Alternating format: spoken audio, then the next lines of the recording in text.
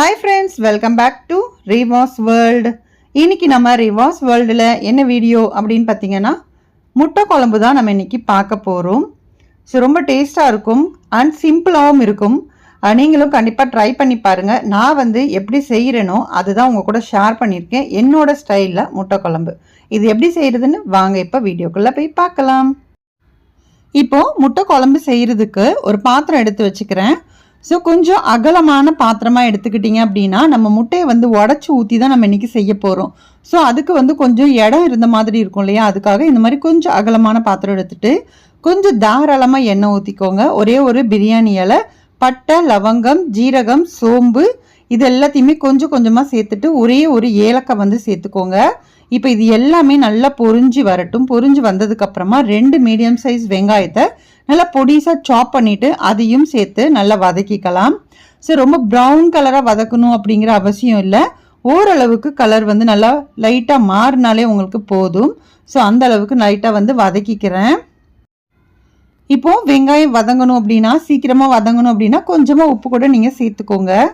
இப்போது நம்மளுக்கு அந்த லைட்டாக கலர் மாறினதுக்கப்புறமா இஞ்சி பூண்டு பேஸ்ட் ஒரு 2 டீஸ்பூன் அளவுக்கு இஞ்சி பூண்டு பேஸ்ட் சேர்த்துக்கோங்க. சேர்த்துட்டு இதையும் நல்லா மிக்ஸ் பண்ணிவிட்டு இஞ்சி பூண்டோட பச்சை வாசனை போகிற அளவுக்கு நல்லா அதையும் வதக்கிக்கோங்க. அது வதங்கினதுக்கு அப்புறமா தான் நீங்கள் தக்காளி மற்ற எல்லா பொருட்களையுமே நீங்கள் ஆட் பண்ணணும். ஸோ அந்த பச்சை வாசனை நல்லா மாறணும்.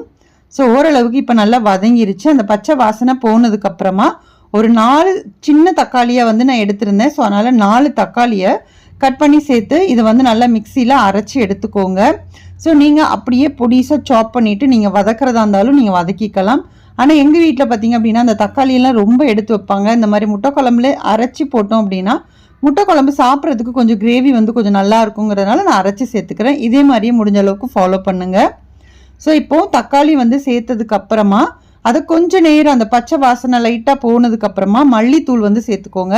ஒரு 2.5 டீஸ்பூன் அளவுக்கு மல்லித்தூளும் 1 டீஸ்பூன்லேருந்து 1.25 டீஸ்பூன் அளவுக்கு மிளகாத்தூள் சேர்த்துக்கோங்க. உங்களோட காரத்துக்கு ஏற்ப இது கூட குறைச்சி கொஞ்சம் நீங்கள் சேர்த்துக்கலாம். மிளகாத்தூள் மட்டும் நீங்கள் எவ்வளோ சேர்க்குறீங்களோ அதை கணக்கு பண்ணி நீங்கள் ஆட் பண்ணிக்கோங்க. ஒரு 1/2 டீஸ்பூன் அளவுக்கு மஞ்சள் தூள் சேர்த்துட்டு இப்போ இது எல்லாமே பச்சை வாசனை போகிற அளவுக்கு அந்த மசாலா நல்லா வதங்கி இப்போ மேலே அந்த எண்ணெய் பிரிஞ்சு வரும் இல்லையா, அந்த அளவுக்கு நல்லா வதக்கிக்கோங்க. ஸோ இந்த மாதிரி நீங்கள் வதக்குனீங்க அப்படின்னா மட்டும்தான் அந்த முட்டை குழம்போட டேஸ்ட் ரொம்ப நல்லா இருக்கும். இல்லை அப்படின்னா அது ஒரு மாதிரி சல்லுன்னு இருந்த மாதிரி இருக்கும், அந்த டேஸ்ட்டே வராது. ஸோ 1 by 1 நீங்கள் நல்லா வதக்கி அந்த எண்ணெய் பிரிஞ்சு வரும்னு சொல்லுவோம் இல்லையா, அந்த அளவுக்கு நீங்கள் நல்லா வத்தி வந்ததுக்கு அப்புறமா தான் நீங்கள் தண்ணி கூட நீங்கள் ஆட் பண்ணணும். அப்போ தான் அது டேஸ்ட் நல்லாயிருக்கும். இப்போ உங்களுக்கு ஓரளவுக்கு நல்லா வதங்கி வந்துட்டுருக்கு. அதே மாதிரி நம்ம எண்ணெயிலேயே மசால் பொடிகளை நம்ம சேர்த்து நல்லா வதக்கணும் அப்படின்னா அதோட கலருமே உங்களுக்கு ஓரளவுக்கு நல்லாவே உங்களுக்கு இருக்கும். ஸோ அந்த கலரும் உங்களுக்கு வேணும் அப்படின்னா இந்த மாதிரி நீங்கள் ஃபாலோ பண்ணிக்கோங்க. கொஞ்சமாக கொத்தமல்லி இலையும் கருவேப்பிலையும் கொஞ்சம் கட் பண்ணிவிட்டு அதையும் சேர்த்துக்கிட்டேன். சேர்த்துட்டு இதை நல்லா மிக்ஸ் பண்ணி விட்டுக்கலாம். மறுபடியும் கொஞ்சம் நேரம் இருக்கட்டும். நல்லா அந்த தளன்னு மேலே எண்ணெய் தெளிகிற அளவுக்கு வந்துச்சு அப்படின்னா அதுக்கப்புறம் நம்ம தண்ணி சேர்த்துக்கலாம். இப்போது ஓரளவுக்கு அந்த எண்ணெய் பிரிஞ்சு வந்துடுச்சு. இந்த டைமில் நான் தண்ணி சேர்த்துக்கிறேன். நல்லா ஒரு சொம்பு தண்ணி அளவுக்கு நீங்கள் சேர்த்துக்கோங்க. ஏன்னா நம்ம முட்டை உடச்சி ஊற்றி தான் நம்ம சேர்க்க போகிறோம் இல்லையா, அப்போ தண்ணி அதுவுமே கொஞ்சம் இழுத்துக்கும். ஏன்னா பாயில் பண்ணி போடுறீங்க அப்படின்னா தண்ணியை திடமாக பார்த்து ஊற்றிக்கலாம். இப்போ நம்ம உடச்சி ஊற்றும் போது தண்ணி சீக்கிரமாகவே முட்டையும் சேர்த்து எடுத்துக்கும் இல்லையா, அதுக்காக தான். இப்போ தேங்காய் பார்த்தீங்க அப்படின்னா ஒரு 2 பத்தை தேங்காய், கொஞ்சமாக பெருஞ்சீரகம், சின்ன ஜீரகம், ஸோ இது மட்டும்தான் நான் சேர்த்துருக்கேன். வேறு எதுவுமே நான் சேர்க்கலை. நம்ம நார்மலாக வீட்டில் சமையலுக்கு என்ன யூஸ் பண்ணுவோமோ அதுதான் நான் எக்ஸ்ட்ராவாக நான் இதில் எதுவுமே ஆட் பண்ணலை. ஸோ இதை நல்லா ஃபைன் பேஸ்ட்டாக மட்டும் நல்லா அரைச்சிக்கோங்க. ரொம்ப திரியாக அரைச்சிக்கிட்டீங்க அப்படின்னாலுமே நல்லா இருக்காது. ஸோ அதனால் நல்லா ஃபைன் பேஸ்ட்டாக அரைச்சிட்டு இப்போது அதை கூட நம்ம நல்லா மிக்ஸ் பண்ணி விட்டுக்கோங்க. தண்ணி எவ்வளோ வேணுமோ அதையும் நீங்கள் இந்த டைமில் செக் பண்ணிக்கோங்க. இப்போது குழம்புக்கு தேவையான அளவுக்கு உப்புமே சேர்த்துருங்க. சேர்த்துட்டு ஒன்ஸ் நல்லா மிக்ஸ் பண்ணி விட்டுட்டு மூடி போட்டு இது நல்லா கொதிக்கட்டும். நல்லா கொதிச்சு நான் சொன்ன மாதிரி தான் மறுபடியும் அந்த மேலே எண்ணெய் தெளிஞ்சு வரும் இல்லையா, அந்த ஸ்டேஜ் வரைக்குமே நம்ம கொஞ்சம் நேரம் வெயிட் பண்ணணும். ஸோ கொஞ்சம் பொறுமையாக உங்களுக்கு செஞ்சீங்க அப்படின்னா இன்னுமே டேஸ்ட் ரொம்ப நல்லா இருக்கும். இப்போ குழம்பு நல்லா கொதிச்சிட்டு இருக்கு. இந்த டைமில் உங்களுக்கு பார்த்தாலே தெரியும்னு நினைக்கிறேன். நல்லா கொதிச்சிருச்சு. அதனால் எப்பயுமே குழம்பு வந்து நல்லா கொதிக்கிற டைமில் நீங்கள் அடுப்பை வந்து ரொம்ப ஃபாஸ்ட்டாக வச்சுட்டிங்க அப்படின்னா சீக்கிரமாக தண்ணி வந்து வற்றி போயிடும். ஸோ அதனால் கொஞ்சம் சிம்மில் வச்சுக்கோங்க. இப்போ நான் என்ன பொடி சேர்த்தேன் அப்படின்னு பார்த்தீங்கன்னா, கொஞ்சமாக வந்து கரம் மசாலா சேர்த்துக்கோங்க. கொஞ்சம் டேஸ்ட் நல்லாயிருக்கும் இல்லையா, அதுக்காக கொஞ்சமாக கரம் மசாலா, அப்புறம் வந்து மிளகு பொடி வந்து ஒரு 1/4 டீஸ்பூன் அளவுக்கு இல்லைன்னா ஒரு 1/2 டீஸ்பூன் அளவுக்கு மிளகு தூள் வந்து சேர்த்துக்கோங்க. ஸோ இதுவுமே இன்னும் டேஸ்ட்டை நல்லா கூட்டி கொடுக்கும்.